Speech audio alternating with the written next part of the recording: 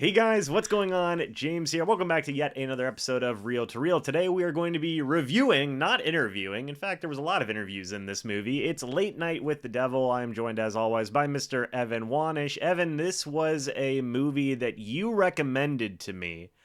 And just to give some initial thoughts right off the bat, wild. Wild. Yeah, yeah. Wild. That's an understatement. It is a Shudder original, so you can only find it currently on Shudder. I do think it had a short theater run, but I do think you can find it currently only available on Shudder right now. But it's definitely worth it. So it made $11.5 million in the box office, by the way, a runtime of 93 minutes, as you guys can likely see there on the right hand side of the screen. And, there's a lot of stuff with this movie, man.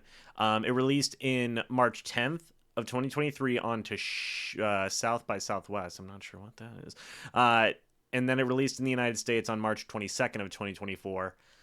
And there was a lot of people. It was distributed by a lot of different companies and whatnot. A lot of production companies had their hands in this, Evan. And, there was actually some interesting people in it. It was produced by a lot of different people, directed by a lot of different people as well. But David Dastmalchian was the main actor in this movie, and I recognize him from a few different movies, Evan.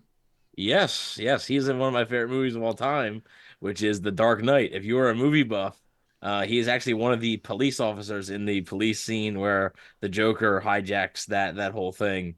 And he is one of the police officers, the sort of Harvey Dent's first victim, also in The Dark Knight. So if you're a movie buff, you recognize him. That's what I recognize him from. At least I thought he did a fantastic job in this role. Was really charismatic, sort of felt like a actual talk show host, and sort of a guy who was able to put on a smile for the cameras, but behind the scenes, as you could see, he was still worried about his ratings and everything. So I thought he did a fantastic job in this.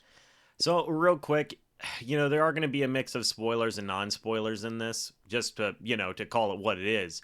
Um, Firstly, wanting to start off with this, I thought the acting was really good, right? I think that everybody did a really, really good job, especially for, again, something that didn't get a theatrical release. Like, the overall production, the overall acting, everything in this movie felt like, wow, it's a shame this didn't get released in theaters, like, in bigger form, right? Would you agree with that? Yeah, but I think word of mouth, it goes a long way, right? And I think that the word of mouth on this movie so far has been pretty positive. I mean, obviously, I it got recommended. I saw previews for it. I sort of forgot about it, though. It got recommended to me by somebody. I watched it, and I recommended it to you. So that's the word of mouth right there. And I do think it would have done, fairly well with a larger theater run. But at the same time, that's always a risk, right? When those with those lower budget movies, that sort of come out of nowhere, it always is a risk. But hey, I mean, good for Shudder. Yeah, this was something that, so before you had recommended it to me to talk about here on the channel, a couple of friends of mine had recommended it to me as well, and I kind of put it off. I was like, whatever. It seems like, I saw a lot of memes about the movie, and I was like, okay, maybe it's just like a goofball kind of movie. No, this is a legit horror movie, man. Like, this is a very legit movie. I gave the hot take before we started that this is the best horror movie I've watched in at least the past 3 years. And I feel very solid about that opinion. Uh, just, you described it as creepy more so than scary. And I agree, but I think that, oh, man, it had such a psychological horror aspect to it. You know what Yes. I mean? And I think it did it in spades. It was thrilling, it was scary, it made you think, and there was so much there to just be like, "Wait, what?" and go back and pause and go frame by frame on it, right? Yeah, no, there's a lot to it, and I actually haven't watched it. I haven't watched it again. I do want to go back and rewatch it, sometime soon, and just see if there's anything that I missed. There's a lot of little details, in this film, and it is like I said, it's not to me, it's not so much scary in terms of imagery or jump scares, really, right? There's not much jump scares here, but it is, like you said, sort of a psychological horror. It's gonna have you thinking too. I mean, you came on here, you were like shook, you know. It just It because was crazy.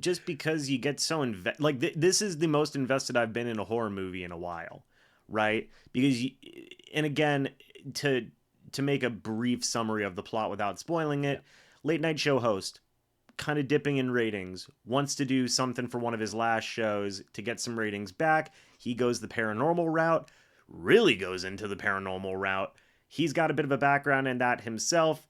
A lot of hijinks ensue, and it's a very, very It highly it rated it show. it backfire. It backfires. It backfires in a huge, huge way, as most dealings with the occult tend to do. One thing I was going to say for you, and this isn't really a spoiler, during the late 70s and 80s and 90s, even today, the Grove in Yeah. California, that's a real thing. Bohemian Grove. Yep. Yep, Yep. that's a real thing. And I remember I had learned about the Bohemian Grove probably a couple years ago. And it was creepy then, still creepy now. And that's a real thing. And it makes you think whenever you see stuff like that thrown into a movie like this. And obviously, the things that happen in this movie are not all the things that happen for a thing like the Bohemian Grove. But Hollywood's weird, man. Hollywood's really weird. And I think that it did so well of mixing that idea of like, hey man, showbiz is a dark, dark thing, and then also like actual paranormal stuff that a lot of people try and do and want to have done in their lives. Would you agree with that? Yeah, yeah, for sure. But yeah, I agree. The Grove, the whole thing, that's pretty creepy. I sort of wish they expand on that a little bit more, with, like Jack Delroy's relationship exactly with the Grove, like how they got started and stuff. But one thing I did want to touch on before we head out of here is the style that it films it in. Because it films it like you are watching it on television, like in real time. Now they do have, obviously, like basically it's like you're watching it in real time, but then the commercial break, it doesn't cut away. Basically, that's how you're watching this. So I really enjoyed that style. To me, it helped the suspense. It helped a lot of things with it. But yeah, to me, that style of you're basically sitting down on TV and you're watching just like everybody else in America was at the time. To me, that really helped it. I want to give some final thoughts on this, and I'll get your final thoughts as well, and kind of break it down like this. The acting was good.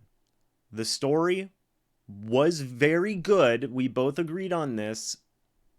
In my opinion, the way I phrase it is like there's two endings. There's the oh my goodness, WTF just happened ending. And then there's like the real ending that happens like after the WTF ending. And it took me a bit out of the ending where I was kind of like, okay, I feel like this is dragging on a little bit too much at the end. You could have Mm, ended it at this certain WTF point and it would have been good. Aside from that, the way it was shot, I agree, was just so immersive, right? The mm, acting helped you get immersed in it. The story helped you get immersed in it as well. Like you really felt like you were watching a late 1970s late night show, right? mm, Um and just everything about it I thought was charming. It was scary, it was thrilling, it makes you think, it makes you want to go back and rewatch it, it makes you want to go watch a YouTube explaining video talking about it and figuring out what the heck you just watched. um so like what a slam dunk for Shudder in my opinion. When I saw this, whenever you had gotten me set up on Shudder, I said, oh, this is a Shudder original, and you said, yeah, Shudder keeps on doing this, man, we gonna be eating good. We gonna be eating good as horror fans. I give this, honest to goodness, Evan, I'm gonna give it like a 4.5 out of 5. okay. All right. Yeah. The Yeah. only reason I take away that point 0.5 was because of that, just that smidge of an ending at the end there. And Mm, and I'm only, and whenever I rank these movies in the future, I am only gonna go either whole numbers or half numbers. If I could give it like a 4.9 or a 4.75, I probably would. But a 4.5 out of 5 feels right to me, just because, man, I was in. I was in. I was in deep on the lore of the plot of the acting. I thought everybody did a really good job, and they crushed it. What are your final thoughts? Yeah, no, I definitely agree. Like you said, I think the word you used was like that immersive, right? The immersiveness of it. That's perfect to me, right? It put you into that situation, into that world even. And to me it kind of showed, Jack Delroy when he's on camera, right? When the camera's rolling, he's really charming, nice guy. And then as soon as those cameras are done, it's sort of not really unsettling, but you sort of see like, okay, like, is there other motives here? The I, I, unraveling of it. yeah, yes, yeah. I mean, I found that interesting. Thought a lot of the characters were interesting, and the mystery of what exactly was going on. They don't really explain and really the entire movie doesn't explain to you like clearly. Like there's nobody that maps it out for you exactly what happened and why it happened. You sort of have to infer for yourself. The second ending that sort of threw you off a little bit helps with that a tad. Even though you could probably infer, a little bit, even without that. But I didn't love that either because like I agree with you. It took me sort of out of the original one where I was like, okay, like now what are we doing, right? Because it built up this high, right? It's this climax moment, and then you come down from that, and it's just like, okay, we still have 5 minutes. Like, it did throw me off a little bit, but I am gonna give it a 4 out of 5. It's close to a 4.5. It really is. I really enjoyed it. I will be watching it again at some point. It's definitely one to where if you haven't seen it yet, I would go see it. It's not a long movie, as we said earlier. It's not gonna take up much of your time. The pacing's still pretty good for a short film. It doesn't feel like it's rushed. It doesn't feel like the pacing is an issue. I think it's paced perfectly, and I would really recommend this if you're into horror. I still stay true to this, folks. Go see this movie if you haven't on Shudder. You can probably get a 30-day free trial on there. Literally, that this movie alone would be worth the free trial, in Yeah. my opinion. Absolutely. I'm still going to hold true to my claim that it's the best horror movie I've seen in the past couple years.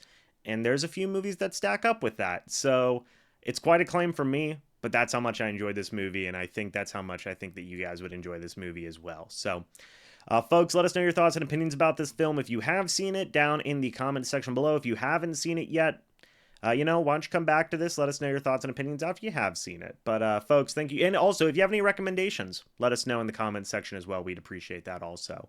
Guys, thanks so much for watching this review. Hope you all enjoyed. As always, we'll see you all in the next video or the next live stream. But until then, and as always, guys, goodbye for now, and see you soon.